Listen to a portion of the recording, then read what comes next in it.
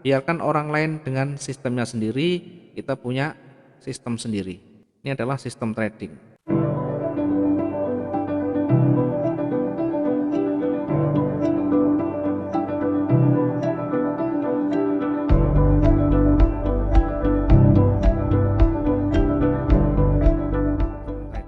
Berikutnya ya, biar teman-teman juga nanti tidak ragu di dalam menentukan kebijakan atau keputusannya. Yang kedua, kuasai money manajemennya. Sering kita sampaikan money manajemennya. Tadi di batasan kerugian tadi berkaitan dengan money management. Satu transaksi, satu kali entry, ini harus jelas. Kita nanti kalau misalkan berbalik, ini ruginya kira-kira berapa? Ya, kalau kita bisa menggunakan 3%, maka 3% ini harus cut loss. Atau misalkan kita menggunakan 10%. 10% ini tidak bersahabat, bisa cut loss. Atau kita bisa dengan melakukan satu recovery line. Ya, recovery bisa dengan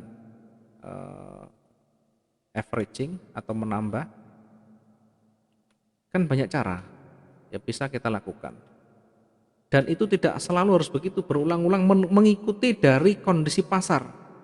Contoh marketnya naik, saya ambil posisi sell. Kenapa kita selalu berbeda dengan yang lain? Bahkan trennya naik, saya sering ambil posisi yang melawan. Begitu naik lagi, saya masuk lawan lagi. Masuk lagi, sell, masuk lagi.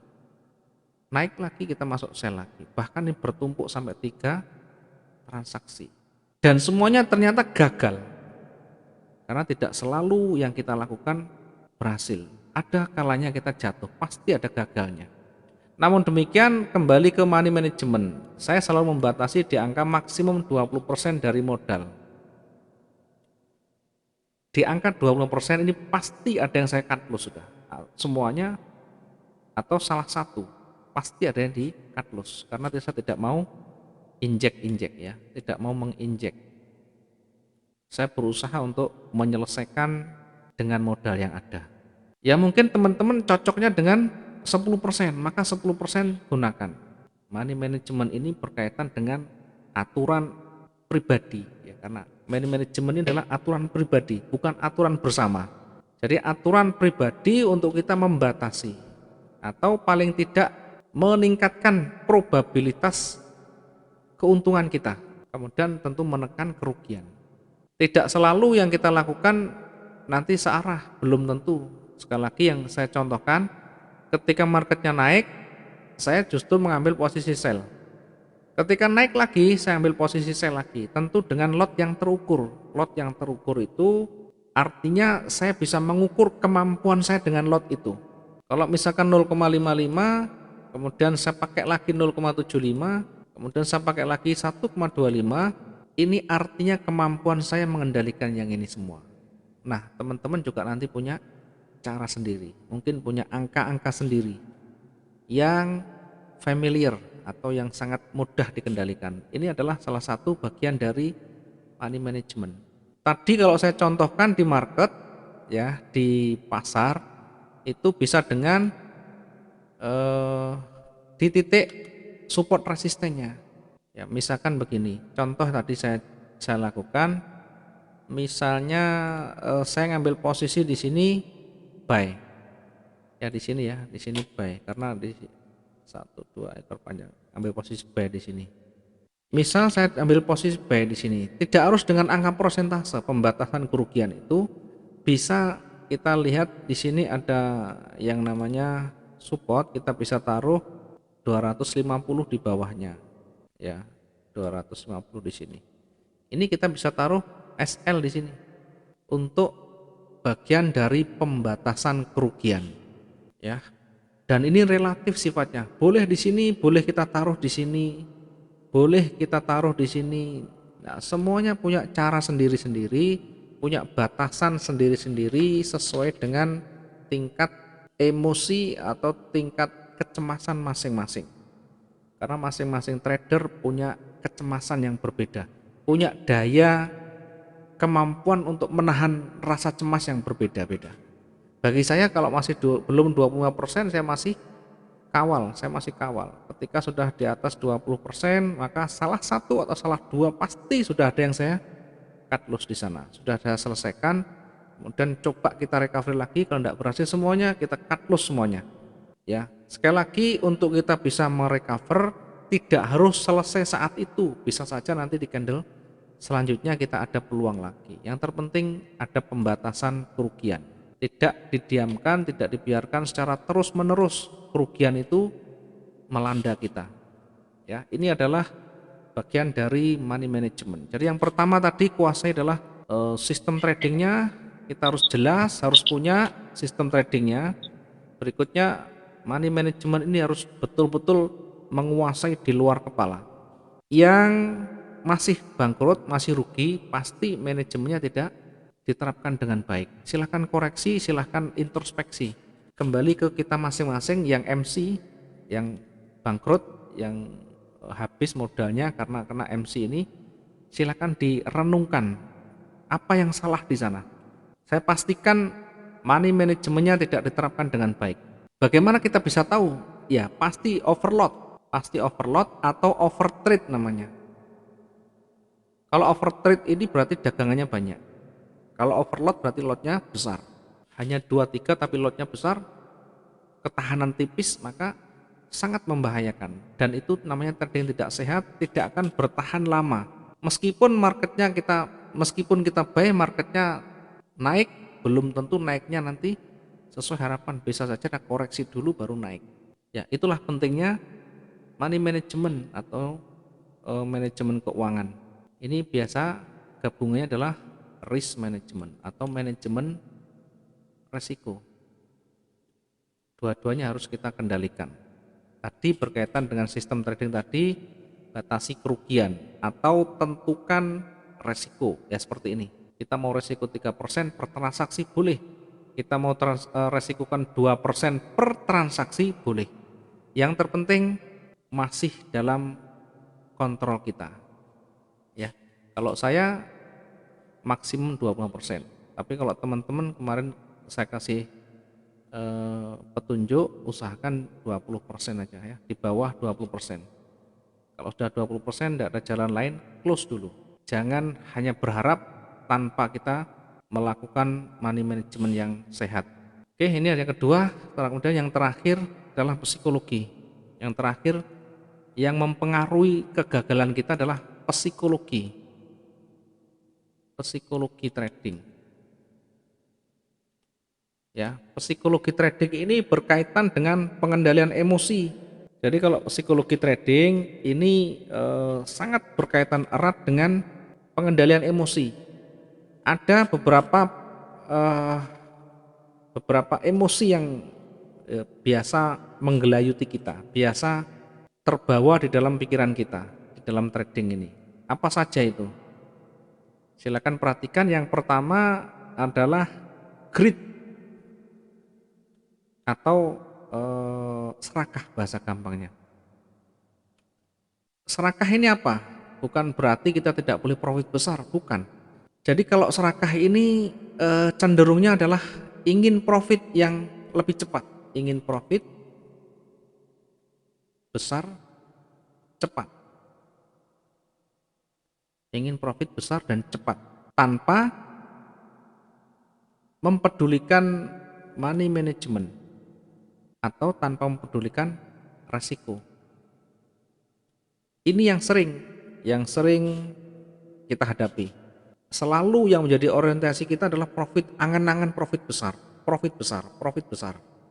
Maka di dalam materi yang kita sampaikan sebelumnya, tentukan target profit kita.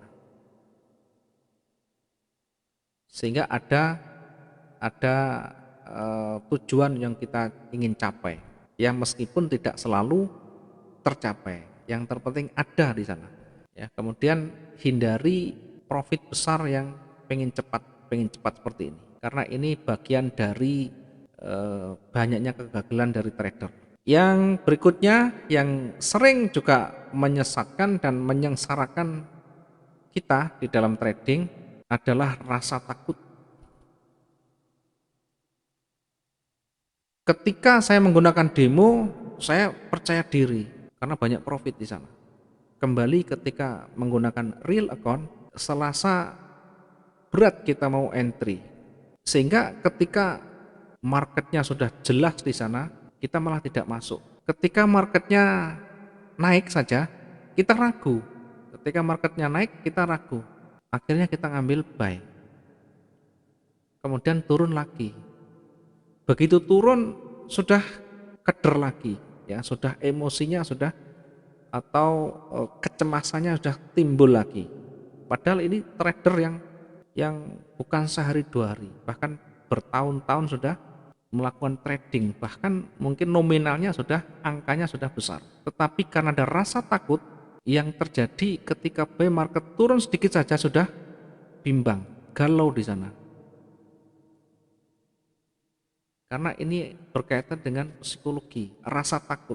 Seandainya kita sudah menguasai semuanya, baik tadi yang namanya sistem trading, baik yang namanya money management, kemudian sudah banyak diterapkan di akun demo dulu di awal sampai betul-betul mahir di luar kepala, baik penanganan lot, baik penanganan resikonya, marketnya berbalik kita bisa recovery dengan baik, mampu membaca probabilitas pergerakan dengan baik, maka seharusnya rasa takut ini bisa hilang. Kalau masih ada rasa takut, masih ada keraguan-raguan di sana. Ya, ada yang tidak dikuasai di sana, pasti sudah. Sehingga rasa takut muncul karena ketidakpercayaan diri.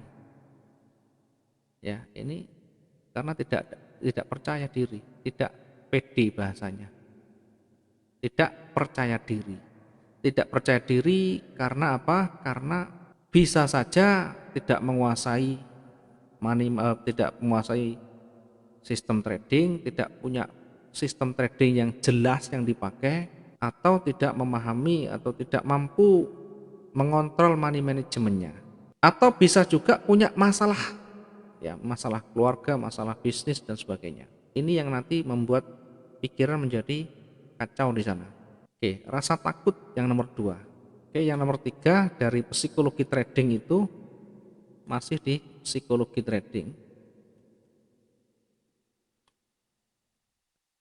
Yang satu tadi sudah yang namanya greed atau serakah.